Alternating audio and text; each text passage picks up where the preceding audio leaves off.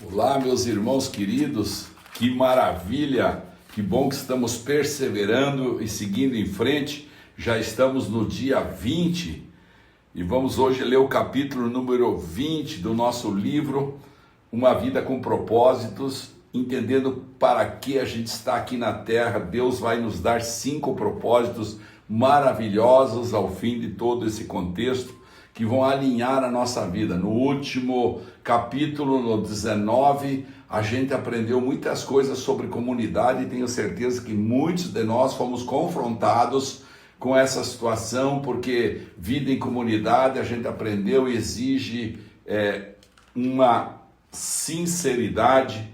A gente aprendeu também que vida em comunidade exige humildade, exige cortesia. A gente aprendeu também que vida em comunidade exige constância. E além de tudo isso, ainda a gente sabe que exige comprometimento no todo. Foi o que a gente aprendeu e decidimos ontem pensar até hoje sobre que comunidade exige comprometimento. E ainda fomos desafiados a pensar como eu poderia hoje ajudar meu grupo e minha igreja a desenvolver as características de uma comunidade verdadeira. Vamos hoje então ler o capítulo número 20, uma oportunidade de ouro para crescermos, porque o capítulo fala restaurando a comunhão. Vamos orar primeiro. Pai querido, em nome de Jesus, nós oramos para que o Senhor abra nossa mente de uma forma extraordinária, sim, de uma forma sobrenatural, para que possamos aprender e executar depois em nosso dia a dia a restauração da comunhão com todos aqueles que nós precisamos restaurar. Muito bem, meus irmãos, o capítulo 20 vai nos levar a entender que sempre vale a pena restaurar relacionamentos. Porque relacionamentos quebrados vão gerar cisão no grupo, vão gerar desconforto e provavelmente abandono da fé. E eu não gostaria que nem eu e nem você fôssemos responsáveis por permitir que alguém, sem nossa intervenção, sem nossa luta, nós deixássemos fugir. Seríamos responsabilizados pelo seu sangue, porque não tentamos restaurar a comunhão. Daí a importância enorme deste capítulo, meus irmãos. Em 2 Coríntios 5,18, está escrito assim: Deus restaurou o nosso relacionamento consigo mesmo por meio de Cristo e nos deu o ministério de restaurar relacionamentos. O capítulo começa exatamente assim: sempre vale a pena restaurar relacionamentos. Uma vez que a vida consiste em aprender a amar, Deus quer que valorizemos os relacionamentos e nos esforcemos para mantê-los, em vez de descartá-los sempre que houver desacordo, mágoa, discussão ou conflito. Lá em 2 Coríntios 5,18 a gente aprendeu isso. Na verdade, a Bíblia diz que Deus nos deu o ministério de restaurar relacionamentos. Por esse motivo, boa parte do Novo Testamento é dedicada a nos ensinar como lidarmos uns com os outros. Paulo aconselha: se vocês receberam algo bom por seguir a Cristo, se o amor dele fez alguma diferença na vida de vocês, se estar numa comunidade do Espírito Santo significa algo para vocês, se vocês têm um coração, se vocês se importam uns com os outros, façam-me um favor. Concordem um com o outro, amem um ao outro, sejam amigos de verdade. Paulo ensina que a habilidade no trato com as pessoas é um dos traços do cristão maduro. Romanos 15:5. É um dos traços do cristão maduro. O desejo de Cristo é que sua família seja conhecida pelo amor entre seus membros. Por isso, romper a comunhão é um testemunho deplorável para os não cristãos. Esse foi o motivo de Paulo ficar tão envergonhado quando os membros da igreja de Corinto se dividiram em facções opostas. chegando até mesmo a brigar na justiça comum. Em sua carta, ele lamenta, lá em 1 Coríntios 6:5. Que vergonha! Será que entre vocês não existe alguém com bastante sabedoria para resolver uma questão entre irmãos? Ele ficou escandalizado ao descobrir que não havia ninguém maduro na igreja para resolver o conflito pacificamente. Na mesma carta ele declara: tenho uma preocupação séria a compartilhar com vocês, meus amigos, pela autoridade de Jesus nosso Senhor. Tentarei ser o mais direto possível. Vocês precisam aprender a entrar em acordo. Devem ter consideração um pelos outros, cultivando a vida em comum. Se você deseja a bênção de Deus em sua vida, e eu creio que todos nós desejamos, e quer ser conhecido como filho de Deus, aprenda a ser um pacificador. Aprenda a ser um pacificador. Jesus disse: Deus abençoa os que trabalham pela paz, pois serão chamados filhos de Deus. Lá no Sermão do Monte, no capítulo 5 de Mateus, versículo 9. Pois eles serão chamados filhos de Deus, os pacificadores, Note que Jesus não disse bem-aventurados que amam a paz, pois todo mundo ama a paz. Nem disse bem-aventurados os pacíficos, que nunca se incomodam com nada. Ele chama bem-aventurados os que trabalham pela paz, aqueles que procuram efetivamente solucionar conflitos. Pacificadores são raros, porque promover a paz é um trabalho extremamente difícil. Você foi formado para ser parte da família de Deus, e o segundo propósito de sua vida aqui é aprender a amar e a se relacionar com as pessoas. Aprender a amar e se relacionar com as pessoas é o segundo propósito da sua vida. Por isso, promover a paz é uma das habilidades mais importantes que você pode desenvolver. Infelizmente, a maioria de nós jamais aprendeu a resolver conflitos. Promover a paz não é evitar conflitos. Isso é impossível. Fugir de um problema também não. Fingindo que ele não existe ou ter medo de falar sobre o assunto é, na verdade, covardia. Jesus, o príncipe da paz, nunca teve medo de conflitos. Em determinada ocasião, ele provocou um conflito para o bem de todos. Há momentos em que devemos evitar o conflito, mas há ocasiões em que precisamos criá-lo e situações em que precisamos solucioná-lo. Por isso, precisamos orar, pedindo a contínua direção do Espírito Santo. Promover a paz também não é apaziguar, ceder o tempo todo, agir com subserviência e permitir que os outros sempre o reprimam, não era o que Jesus tinha em mente. Ele se recusou a ceder em muitas questões, sustentando seus argumentos diante de qualquer oposição diabólica.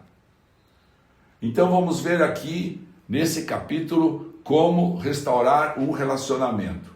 Como cristãos, Deus nos chamou para que ajuntássemos nossos relacionamentos uns com os outros. Está lá em 2 Coríntios 5,18.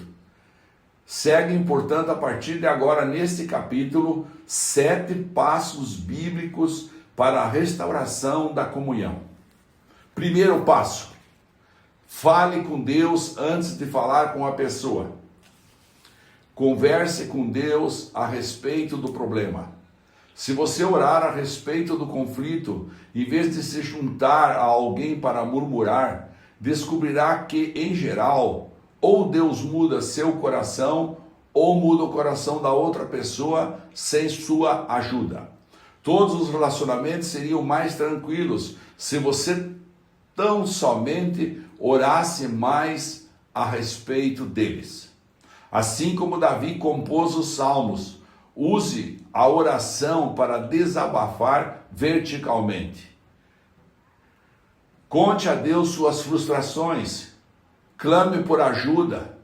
Ele nunca fica surpreso ou aborrecido com sua raiva, com sua mágoa, com sua insegurança ou qualquer outra emoção. Portanto, diga-lhe exatamente como se sente. A maioria dos conflitos tem raízes em necessidades não satisfeitas. Algumas dessas necessidades só podem ser alcançadas por Deus. Quando você espera que uma pessoa, amigo, mulher, chefe ou membro da família, satisfaça uma necessidade que somente Deus pode atender, está se candidatando à amargura e à decepção. Ninguém pode suprir todas as suas necessidades, exceto Deus. O apóstolo Tiago observa que muitos de nossos conflitos acontecem por falta de oração. De onde vêm as guerras e as contendas que há entre vocês? Vocês cobiçam coisas, mas não as têm. E não têm porque não pedem. Está lá em Tiago 4, 1 e 2. Em vez de confiar em Deus, preferimos crer que os outros nos farão felizes e então ficamos furiosos quando eles nos decepcionam. Deus, porém, está dizendo para nós hoje: por que você não vem primeiro a mim? Por que você não vem primeiro a mim? O segundo passo para restaurarmos a comunhão: tome sempre a iniciativa. Tome sempre a iniciativa. Não importa se você ofendeu ou foi ofendido. Deus espera que você dê o primeiro passo. Não espere pela outra parte, vá primeiro a ela. Restaurar a comunhão perdida é tão importante que Jesus lhe deu a precedência até mesmo sobre o culto de adoração. Em Mateus 5, ainda lá no Sermão do Monte, versículos 23 e 24, está escrito assim: é assim que eu quero que vocês se conduzam. Se alguém estiver no local do culto, preste a fazer uma oferta e de repente se lembrar de que um amigo tem algum ressentimento contra ele, deixe de lado a oferta, saia imediatamente, procure um amigo e conserte a situação. Depois de fazer isso, então poderá voltar e oferecer seu culto a Deus. Quando a comunhão é prejudicada ou rompida, planeje imediatamente uma conferência de paz. Não fique adiando, arrumando desculpas, nem prometendo. Resolvo isso a qualquer dia desses. Não diga isso. Programe um encontro o mais rápido possível. Demoras só vão aprofundar ressentimentos e piorar a situação. Quando se trata de conflito, o tempo não cura nada. Pelo contrário, as mágoas tornam-se cada vez mais profundas. Agir rapidamente também evita que danos espirituais sejam maiores. A Bíblia diz que o pecado, incluindo os conflitos não resolvidos, bloqueia a comunhão com Deus e impede que as orações sejam respondidas, além de nos tornar infelizes. Os amigos de Jó lembraram-no de que ficar desgostoso e amargurado é loucura, é falta de juízo que leva à morte. Disseram-lhe também: com a sua raiva, você está só se ferindo. Normalmente, o sucesso de uma conferência de paz depende da escolha do momento e do local adequado. Não se reúna se você estiver cansado, apressado ou tiver de ser interrompido. O melhor momento é quando ambos estiverem bem tranquilos. Terceiro passo para restaurar a comunhão: demonstre compaixão pelos sentimentos dos outros. Use mais os ouvidos que a boca. Ouça mais e fale menos. Antes de procurar solucionar qualquer desavença, você deve primeiro levar em consideração os sentimentos das pessoas. Paulo, apóstolo, aconselha, em Filipenses 2,4, que ninguém procure somente os seus próprios interesses, mas também os dos outros. O verbo procurar é a tradução do grego skopos, do qual formamos a palavra telescópio e microscópio. Significa estar alerta, observar. Concentre-se em seus sentimentos, não nos fatos em si. Comece pela compaixão, não pela solução do problema. Deus espera que você dê o primeiro passo. Não comece tentando arrancar das pessoas o que elas sentem. Ouça-as apenas, deixando que se descarreguem emocionalmente sem ficar na defensiva. Concorde com a cabeça, sinalizando que compreende, mesmo que tenha outra opinião. Os sentimentos nem sempre são verdadeiros ou lógicos. Na verdade, os ressentimentos nos fazem agir e pensar como tolos. Davi admitiu certa vez, está lá no Salmo 73, 21 e 22. O meu coração estava cheio de amargura e eu fiquei revoltado. Eu não podia compreender, ó Deus, era como um animal sem entendimento. Todos agimos como bestas feras quando estamos feridos. Derramamos sangue, quando estamos feridos. Em contrapartida, a Bíblia diz, em Provérbios 19, 11, a sabedoria do homem lhe dá paciência, sua glória é ignorar as ofensas.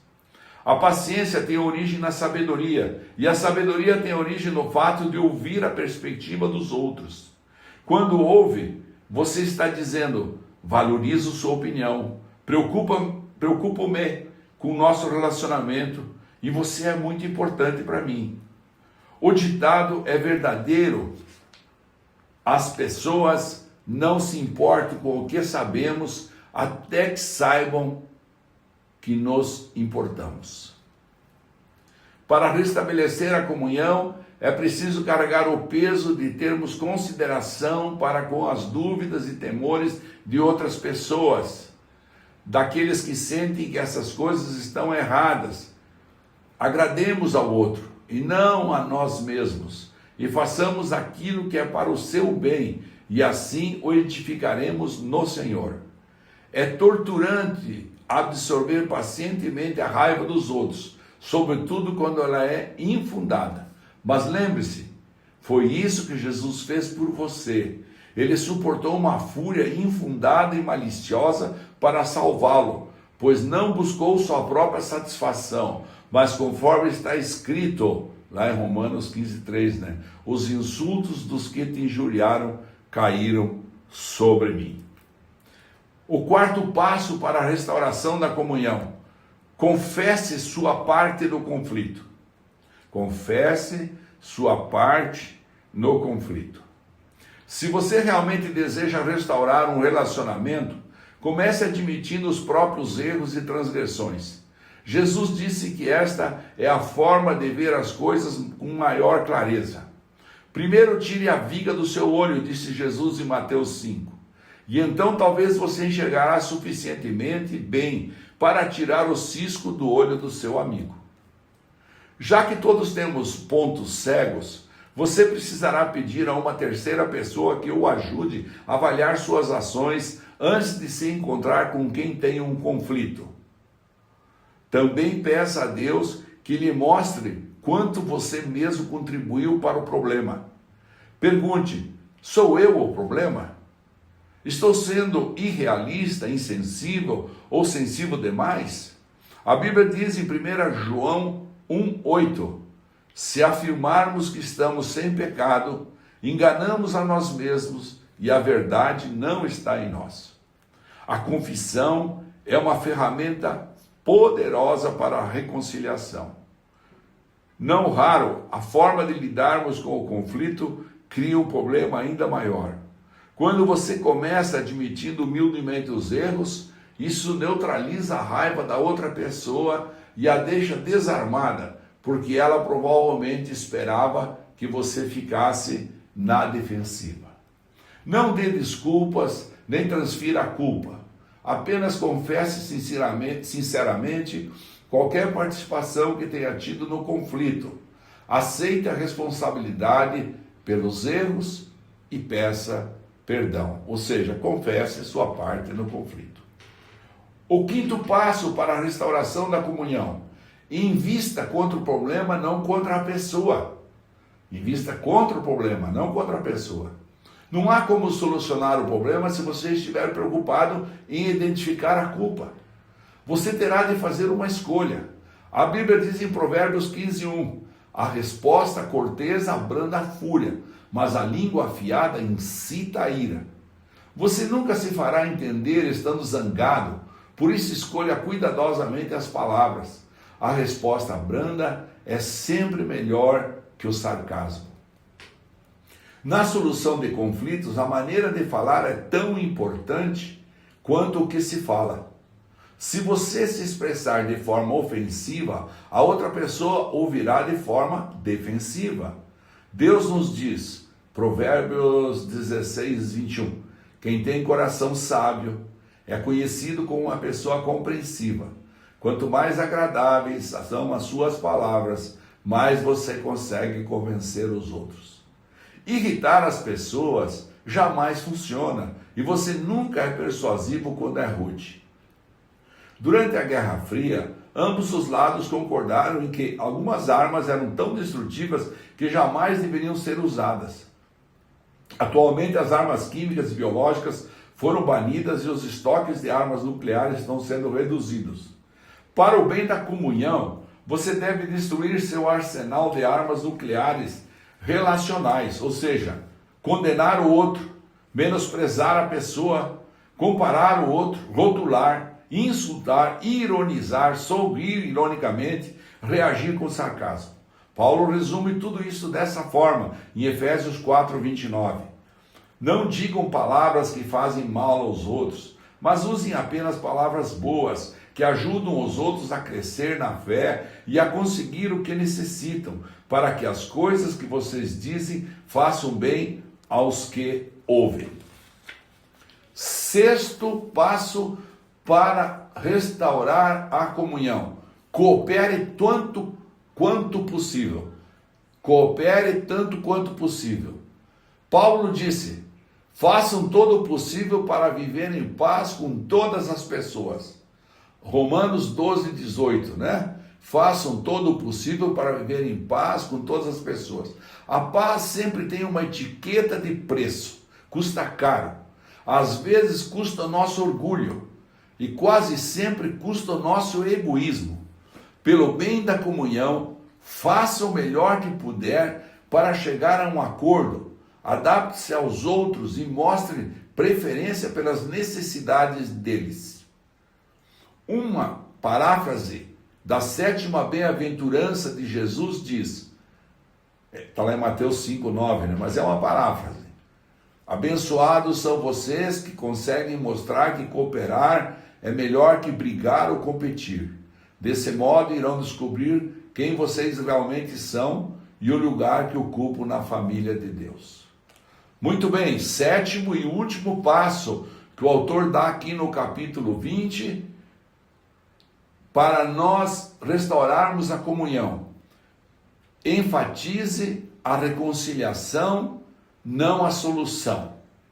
É ilusão esperar que todos concordem a respeito de tudo. A reconciliação atém-se ao relacionamento, já a solução está vinculada ao problema. Quando focamos a reconciliação, o problema perde importância e não raro se torna irrelevante. Podemos restabelecer um relacionamento mesmo quando somos incapazes de resolver nossas diferenças. Podemos restabelecer um relacionamento mesmo quando somos incapazes de resolver nossas diferenças. Os cristãos, muitas vezes, têm discordâncias sinceras e legítimas, além de anunciar suas divergências, mas podemos discordar sem ser desagradáveis. O mesmo diamante tem diferentes aspectos quando visto de diferentes ângulos. Deus espera unidade, não uniformidade. Sempre falo isso na igreja. Deus espera unidade, não uniformidade. Podemos caminhar de braços dados sem concordar em tudo. Isso não significa que você deva desistir de encontrar uma solução. Talvez você precise continuar conversando e até mesmo discutindo, mas faça isso com espírito de harmonia. Reconciliação significa fazer as pazes, não necessariamente esquecer o assunto.